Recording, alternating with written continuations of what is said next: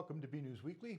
I'm Phil Gallagher along with BNEWS Director Rich Hosford, BNEWS reporters Tad Stefanak, Robert Paris, and John Vias, Peter Browne with the weather, Gretchen Carey with the community calendar, and Liz Gillespie with sports. Thank you for joining us. The Board of Selectmen voted unanimously to vote down a proposed flag-raising policy that included erecting a flagpole for non-governmental flags in the area of the town common after hearing from a number of veterans at Monday night's Board of Selectmen meeting. As reported on BNews, the board had discussed the possibility of allowing groups to apply to have a certain flag marking different organizations, events, or important dates on or near the common after receiving numerous requests.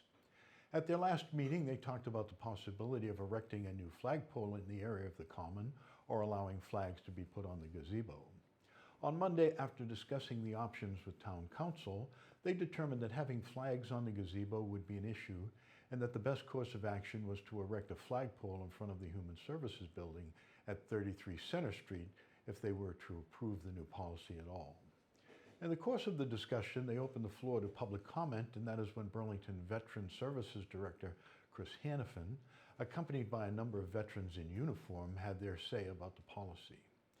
Hannafin argued that the flag code of the United States says that no other flags or symbols should be at a height greater or equal to the flag of the United States in any public setting out of respect for those who have given their lives defending the nation.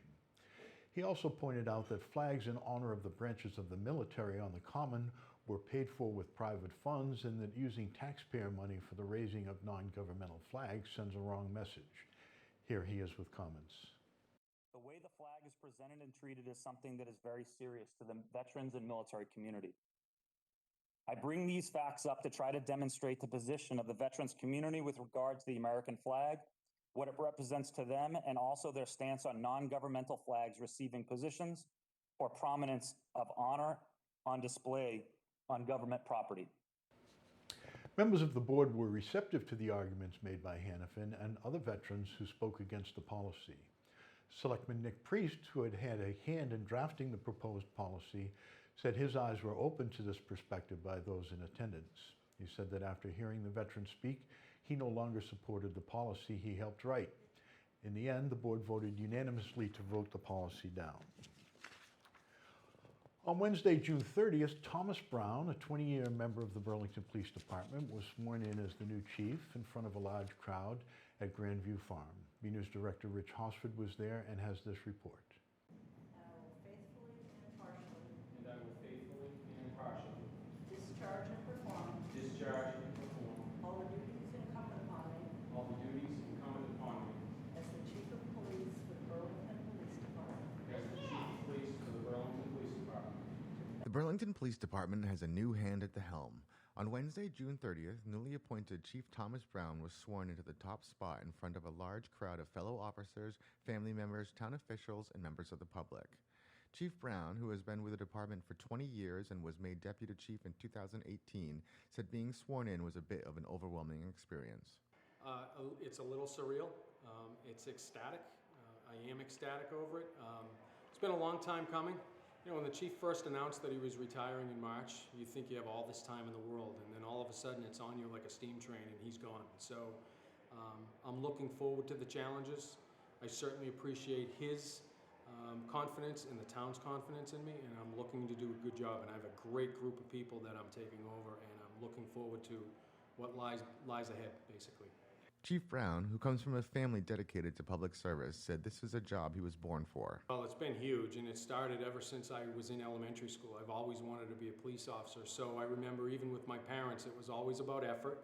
Put the best effort forward. It didn't matter about the grade. If you knew that you wanted to get into this career, lead a clean life, don't get in trouble. When you do get in trouble, own the mistakes. Don't try to hide it. The cover-up's always worse than the crime.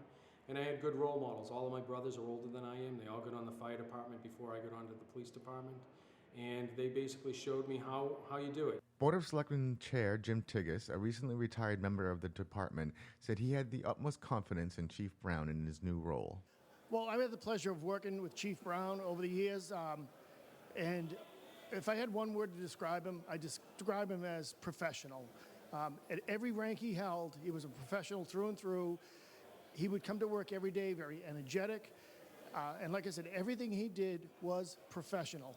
Town Administrator Paul Sagarino, who first officially appointed Browne as chief, said he thinks the future of the department is in good hands. The future of Burlington PD is bright. We are a model police department for communities across the state, and the way we do things, again, it was mentioned during many of the speeches, but when we talk to people in other communities, they say, hey, this is how Burlington does it. We want to do things like Burlington does it in terms of our police department. So we're very proud of that. We're going to continue. We've had a lot of turnover on the force over the last few years, a lot of new officers. And, you know, the leadership team we have in place is going to be able to continue to groom those officers to be our leaders of the future. So we're really excited about having Tom be able to take over for Chief Kent. We couldn't have a better choice if we tried. Finally, Chief Browne said he wants the public to know he and the other officers in the department will work hard to serve the community. Well, we always have been since I've been here, and we will continue to be. And my job as the chief now is to make sure that everybody in the community feels comfortable with the police department. So I will open it up. We'll be as transparent as we possibly can. I look forward to meeting everybody in town, and they should feel comfortable coming up to me and asking any questions. I'll answer the questions. From Grandview Farm, I'm BNEWS Director Rich Hosford. BNEWS Weekly has an in-depth interview with the new police chief, and if you want to get an idea of what his views are on policing in general and the department in particular, take a look at it on our website at bcattv.org. The Burlington Police Department has a new deputy chief in the wake of the retirement of Michael Kent. At the recommendation of then the new Chief Thomas Browne, Town Administrator Paul Sagarino appointed Captain Robert Kirshner to the number 2 position during Monday night's Board of Selectmen meeting. Browne said Captain Kirshner began his career in 1989 as a patrol officer.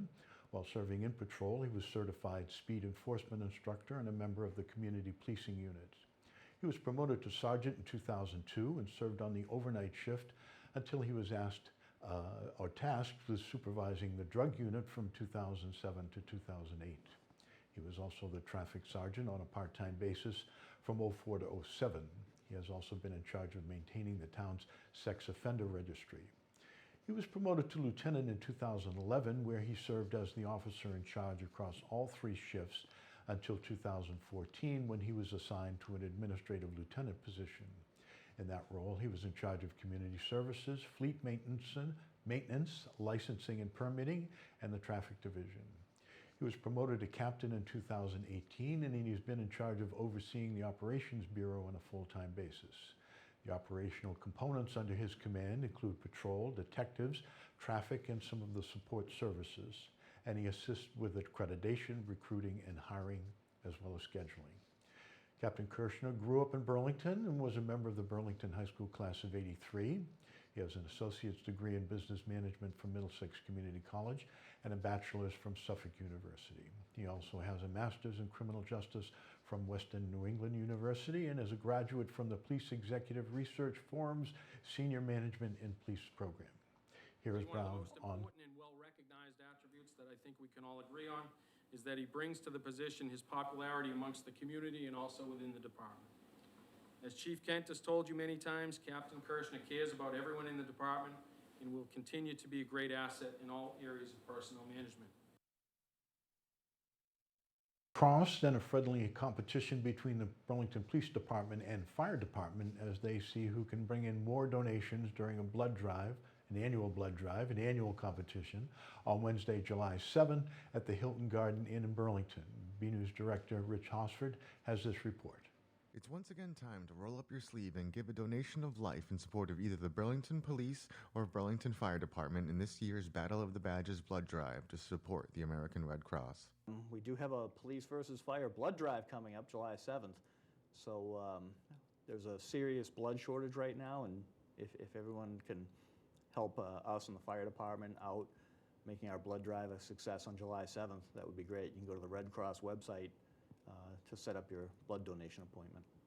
Lieutenant Mills explained why the 2 departments have kept this friendly rivalry going. It helps get people interested in it. So if it's police versus fire, it's a little more fun than just a blood drive, right? So we, police officers and our families and the fire department and their families get more involved and we can put out more awareness to the community. A lot of people follow the Burlington Police on social media and the fire department as well, and we put those messages out. More people will see it. More people will remember, oh, hey, now's the time we have a critical need for blood. Let's help out. So it's a win for everybody. In the history of the Battle of the Badges, the results have been a bit lopsided, with the police usually coming out on top. Last year, when there was a lot of interest in donating during the pandemic, the drive filled up with people from around the area rather than specifically from Burlington, and the fire department was able to secure a victory. So we have won every year except last year. Last year, as I said, there were very few Burlington residents that had even participated. The Red Cross had moved it from where we'd normally held it in the center of town over to the hotel on Wheeler Avenue. And yeah, so people I think weren't even aware that it was a police versus fire blood drive. And with everything going on last year, obviously many people like firefighters and they voted for fire. So fire did win last year, but every other year we've won. And I plan on continuing that this year. The Battle of the Badges blood drive will be held at the Hilton Garden Inn on Wednesday, July 7th from 8 a.m. to 6:30 p.m., and appointments can be scheduled at redcross.org. From the Burlington Police Department, I'm BNEWS Director Rich Hosford. As is required by law, the Burlington School Committee presented its evaluation of Superintendent Eric Conti in a public session last week. Committee Chair Thomas Murphy explained the process of the evaluation. He said each member submitted their reports to him and he compiled all the responses into a single document. He said there were 3 sections of the evaluation with a range of marks for each one. In part 1, they looked at professional goals, student learning goals, and district improvement goals. In part 2, they looked at instructional leadership, management and operations, family and community engagement, and professional culture. Step 3 was an overall evaluation. In all categories, members found that Superintendent Conti either met or exceeded their expectations. In no category did he receive any negative rating. Here is Chairman Murphy speaking on the evaluation. It is clear from the ratings and the comments that all 5 committee members were very pleased with Dr. Conti's performance this past year. Every rating by every member in all categories was either proficient or exemplary. Every rating for every goal was either met or exceeded. The written comments reflected the ratings. This past year was especially challenging for the superintendent and his administration, and the school committee clearly feels that the superintendent met the challenges with flying colors. One committee member commented that educational leadership, along with kindness and understanding, are strong areas of Dr. Conti, and all committee members expressed similar sentiments. Another commented that he used creativity, intelligence, and diligence to work his way through the pandemic. A group of Burlington residents are offering their lawn mowing skills and abilities for free to qualifying residents. BNews reporter Tad Stefanak was met up with the founder of this group and has this report.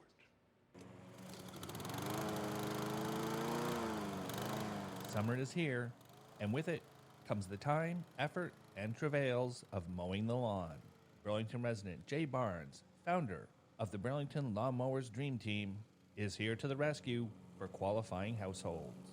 I started in Chickasha, Oklahoma in 2018. I mowed about 116 lawns for free. It's a completely different type of area compared to Burlington, Massachusetts. There was a huge need. I had one person help me. He was great, and he's still doing it. And he calls it the Jay Barnes Lawn Mowing Project in Chickasha, Oklahoma. Wanted to start this up again in 2019. I just decided, I was walking, I saw some people with high grass, and I'm thinking, could there be a need? Put a feeler out there on Facebook, and people are saying, yeah, there is a need.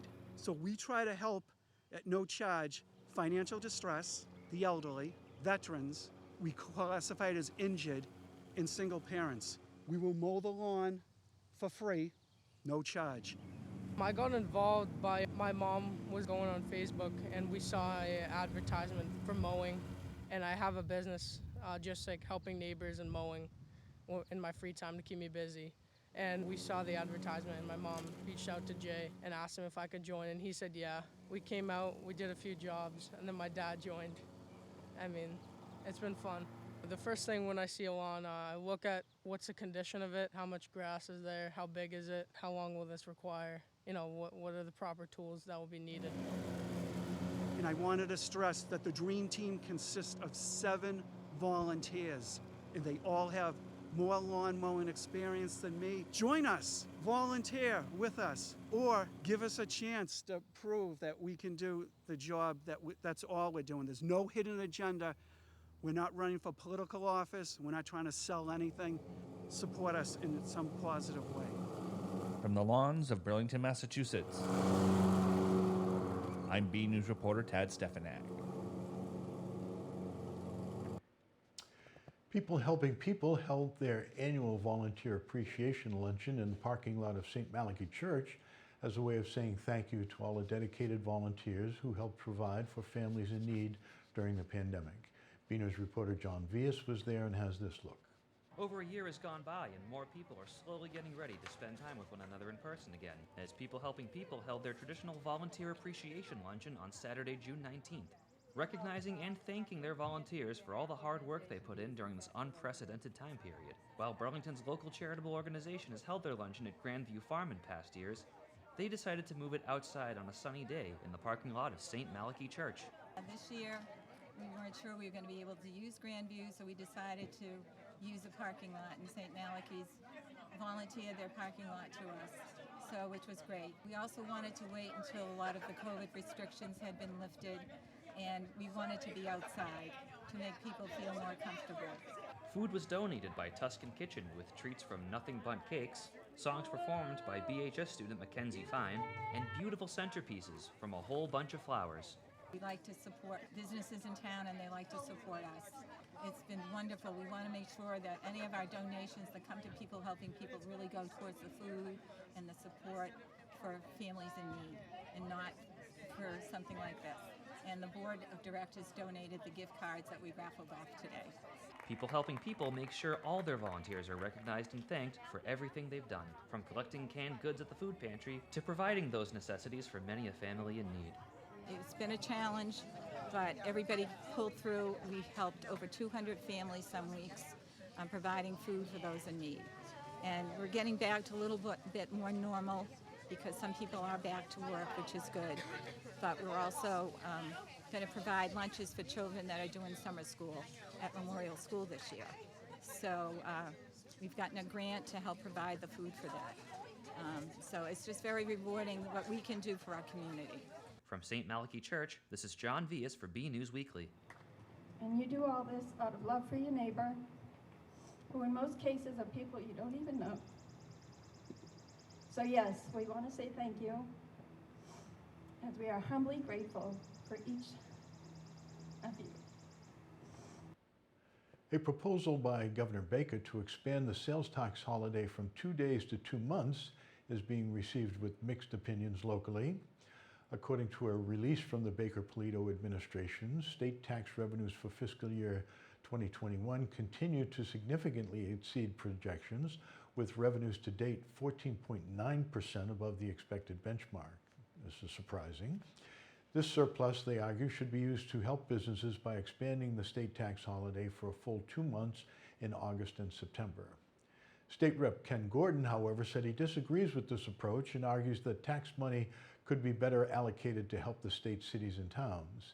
He says the 2-month holiday would take $900 million out of the budget and could be better used getting the MBTA back up to full capacity, funding schools, and helping people with housing, among other initiatives. Gordon also argued that a tax-free holiday benefits people who already have money to spend, not those most impacted by the economic difficulties imposed by the pandemic. Burlington Area Chamber of Commerce President Rick Parker, however, said that any initiative to help businesses is welcome, though he doesn't want this to be the state's only stab at boosting the economy. Parker added that anything that could help address the labor issue facing retail, restaurant, and hospitality businesses could have a greater impact on the current situation. We go now to BNews weatherman Peter Browne for this week's forecast. We'll also check out the community calendar with Gretchen Carey and this week's social media minute with Gabriel Papili. Well, hello everyone, this is Peter Browne with your look at your weather for the next 7 days and including the all-important 4th of July weekend forecast. Now, starting on our period, we're going to be seeing temperatures that are going to be much different than what we've been seeing the past few days here in the Burlington area. We had many days where we saw temperatures near 100, heat indices that were up near 110, some really high humidity, and that is being completely swept out of New England.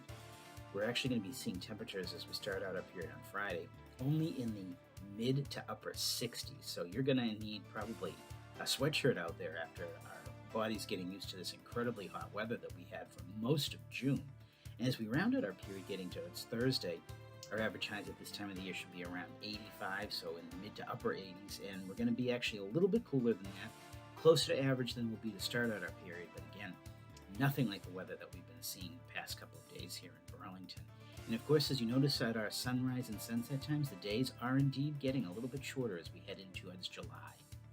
So as we go ahead, let's take a look at what the Climate Prediction Center is calling for us here in the Burlington area in terms of temperature and precipitation for the next 7 to 10 days. And again, looking at this temperature graphic, they're calling for us to have at or above average temperatures. I'm not really seeing that in all the models that I was looking at as we were putting the forecast together here. Looks like we're going to have a lot of below average days. In fact, the only above average day that we might see will probably be on Tuesday when we see temperatures in the mid to upper 80s. But other than that, it's going to be fairly cool to start out our week and then getting back to around average by the end of the period. And again, as we go ahead and take a look at our chances of precipitation, again, this doesn't really match up with what I've been seeing in the models. They're calling for us to have below average precipitation. And we're actually going to have quite a few days of showers on Friday going, yes, into Saturday and Sunday, most of the day on Sunday as well. So getting in towards your time when you'd be going out to see the fireworks, it looks like the clouds are still going to be winning out. We're going to see some rain in there. And also when we get into its Wednesday of next week, looks like we're going to see a chance of some showers. We're going to have to see if what the Climate Prediction Center is calling for us holds, but I think we're going to see average or above average precipitation for the next 7 days.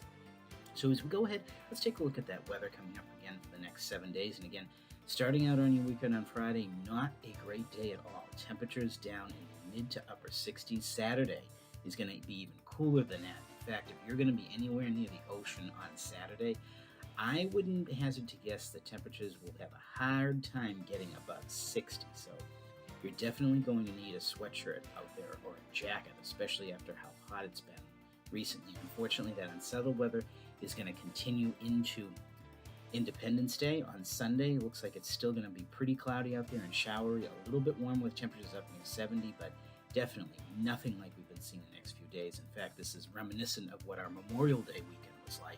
Certainly definitely not as cold or rainy, but definitely raw out there. And of course, as you head back to work on Monday, if you do have to go back to work and you don't have the long weekend off, of course, temperatures are going to be back up near 80 again and pleasant out there. And as we round out our period, temperatures will be getting back towards average. Again, that chance of some showers on Wednesday. So everyone, get out there, have a great weekend, enjoy the weather, and have a happy 4th. Hey friends, I'm Gabrielle, also known as Miss Burlington MA. I'm here to share with you my posts and pictures from my own social media account and showcase the amazing businesses and things to do in and around Burlington. Tin Can Flower Truck is one of the most unique businesses I've been lucky enough to come across. Sue and Leanne are the wonderful entrepreneurs who started the business out of their renovated '85 Dodge truck and have brought so much joy with their fresh flowers to the Burlington community. It is so much fun visiting the truck at their local pop-up spots and being able to create my own beautiful arrangement. Hey everyone, I'm Gretchen Carey and this is your community calendar. On July 6th at 4 p.m., the Burlington Public Library will be having the Summer Reading Kickoff event. Teens and tweens entering grades 6 through 12 are welcome. Pre-registration is required and the event is free. To register, go to burlingtonpubliclibrary.org. Also on July 6th, the Burlington Parks and Recreation Department is starting a fitness class called Absolutely Pilates. Everyone is welcome and pre-registration is required. The cost of the class is $83. To register, go to burlingtonrecreation.org. On Sundays through October, 3rd Avenue is having an event called Kids Painting on the Green from 10 a.m. to 11 a.m. Spots are limited, and all participants must register and purchase tickets in advance. For more information, go to 3rd Ave Facebook page. I'm Gretchen Carey, and that was your community calendar. Up and many Red Devils teams performed well. For all the latest, we go to BNews sports reporter Liz Gillespie for her final sports report before heading to UC Davis this fall to study biomedical engineering. Take it away, Liz. Hey everyone, I'm Liz Gillespie and this is your weekly sports report.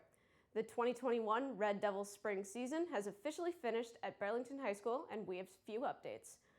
Burlington senior Joe Perna has surpassed his 100th win from the Red Devil wrestling team. We go to BNews sports reporter Robert Paris for more.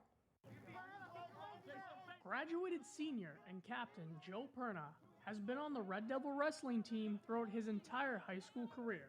Recently, Joe had a big milestone as he won his 100th match against the Watertown Red Raiders. It was a nice win for him. He knew he had to win all 10 matches to get to 100 this year, and took care of business, really kind of rolled through the season. I mean, normally, Joe blasts through 100, and he's probably looking for 130, 140 at this point, but made the best out of what he had, and it's a nice milestone for him. Perna felt the win was just like all the others. So it was pretty exciting. We were outside in Watertown. It was another quick match, like most of mine this season. Just went out there, got it done, like I did the other 99. Joe was looking forward to continuing his wrestling career in the future. I'm really gonna miss just the team itself, all the guys. It's great people, great. I love every single one of them. I'm really excited to be going to Rhode Island College. I'll be wrestling there. That's D3. So I'm just going to miss, having him on the team, just another solid kid that you can count on to go out there and get you a pin whenever you need it and to put in the work. From Varsity Field, I'm Robert Paris for BNews Sports. Burlington Wrestling will head to Plymouth South for the MIAA Division II state semifinals on Tuesday, June 29th. As of this taping, the meet is still underway. Boys and girls track attended the All-State MIAA Championship meet over the June 25th weekend. Graduated senior Winnie Sakaya finished the long jump at 18 feet and 4.5 inches and was the All-State champion. She also added another Burlington High School record. Congrats, Winnie. For a list of the boys and girls results, go to bcattv.org under the B News Sports section. Girls softball finished the year in the quarterfinals of the MIAA playoff tournament. Let's roll the highlights. Girls softball headed to the quarterfinals of the MIAA playoffs against the Arlington Catholic Cougars. The top of the first through the bottom of the second, the score was 1-0 Arlington Catholic. The Cougars had another run in the top of the third, 2-0 Arlington Catholic. Burlington didn't come in the mix until the bottom of the fourth inning, as the Devils grabbed the lead with 3 runs to home plate, 3-2.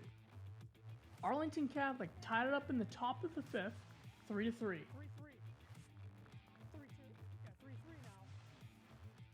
The Red Devils scored at will in the bottom of the fifth as they added an additional 6 runs, 9-3 Burlington.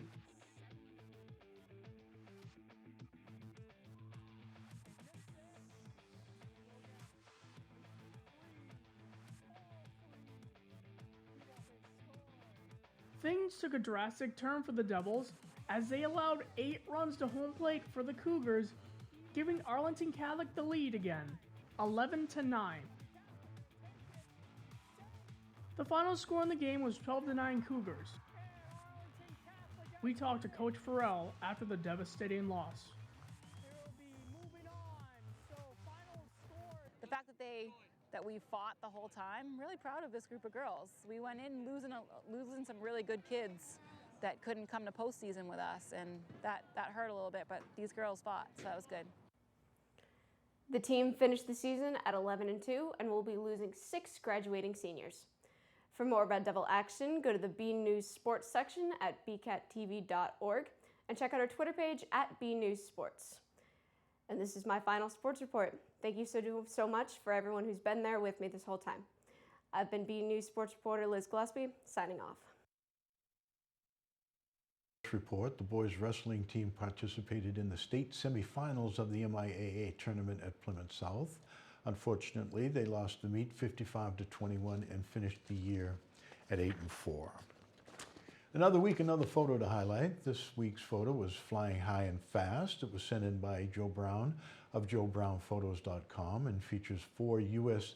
Navy F/A-18s from Naval Air Station Oceana as they graced the skies over Burlington on Tuesday, June 29th. You may have heard them over the town all day.